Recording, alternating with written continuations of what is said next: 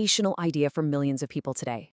All right, here's our roadmap for today. We'll start with the secret rapture concept, look at the origins of the idea, move on to decoding the last trumpet, map out the tribulation timeline, weigh protection versus escape, and finally wrap up with the post-tribulation perspective. Okay, part 1, the secret rapture concept. First, we really need to establish a baseline of what the widely accepted pre-tribulation concept claims, just so we know exactly what we're analyzing here. The core debate essentially boils down to two very different timelines. The pre-tribulation view splits the end times into two parts. First, a secret return of Christ where believers just vanish, followed by a period of great tribulation down on earth, which then culminates in a second, highly public return. Contrast that with the post-tribulation view. This one sees a period of tribulation experienced by everyone, followed by a single, unified, undeniable public return.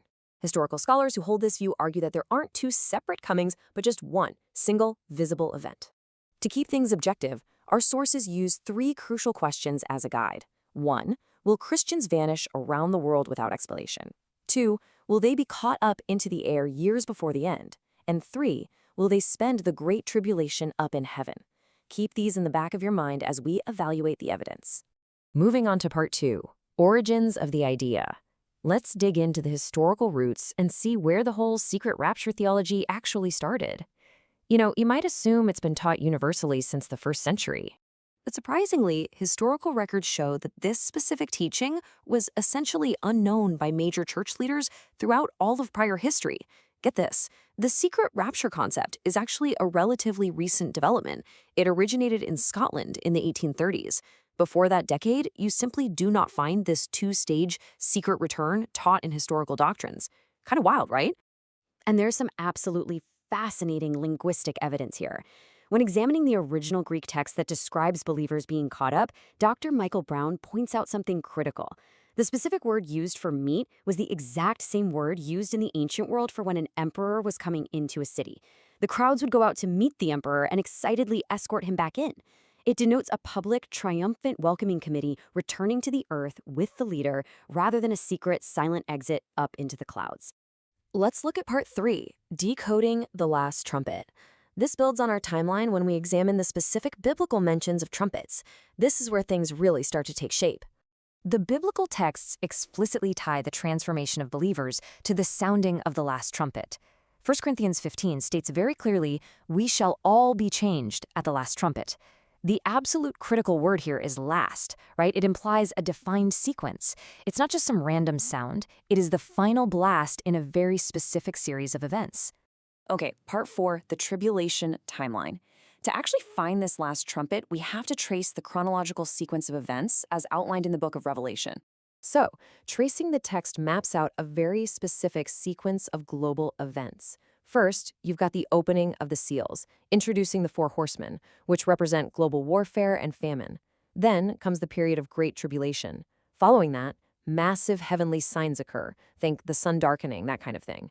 And only then, at the very end of the sequence, do we see the introduction of the 7 trumpets. According to the text's analysis, this 7th trumpet in Revelation aligns perfectly with the last trumpet mentioned earlier by the Apostle Paul. And look at the events triggered here. The kingdoms of the world become gods, there's a highly visible return of Christ on the clouds, and a very loud public gathering of the elect. It marks a monumental, incredibly loud return that entirely shatters the idea of a secret vanishing. We're talking every eye sees it and every ear hears it. No secrets here. Which brings us to part 5, protection versus escape. If believers aren't whisked away before the end times events unfold, it raises a huge, vital question. What happens to them during the tribulation? Are they just left to face total destruction? Well, the theological analysis makes a really sharp distinction between a modern theology of complete escape versus a historical theology of protection. Escapist theology promises literal removal from the earth to avoid hardship entirely. Protection theology, on the other hand, argues that believers are preserved and sustained on earth directly in the midst of the hardship. And that completely changes how a person prepares for adversity, doesn't it? The historical precedents map this argument out beautifully. Just think about it. Noah was protected in the ark during the flood, rather than being beamed off the planet. The Israelites were protected in Egypt during the plagues. And in Revelation 12, it specifically mentions the church being protected in the wilderness on earth. The post-tribulation perspective argues believers will be shielded right here, in the midst of the fire, not magically evacuated up to heaven. Finally, part 6, the post-tribulation perspective. Let's explore why understanding this distinction actually matters for us living today. Because this isn't just a theoretical debate for theologians in a classroom, it has immense real-world implications. There is a deeply sobering historical reality to this. Look at China pre-communism. Missionaries went in and taught an escape rapture. So when horrific persecution arrived instead under Mao, local believers felt deeply betrayed by the teaching and were totally unprepared. Moving to the present day in the West, researchers warn that this manufactured, no-suffering theology leaves people completely unequipped for the harsh realities of global hardship that millions of Christians actually face every single day. The core theological argument here is that tribulation is a promised, entirely normal aspect of life intended to refine faith, not something to be terrified of. As Jesus is quoted in John 16:33, "In this world you will have tribulation, but be encouraged, I have overcome the world." The texts emphasize that believers are explicitly promised trials, but crucially, they're also promised the supernatural strength to actually endure them. Ultimately, the post-tribulation perspective is framed by these texts not as a terrifying endurance test, but as a genuinely empowering call. It's all about finding the grace to be overcomers.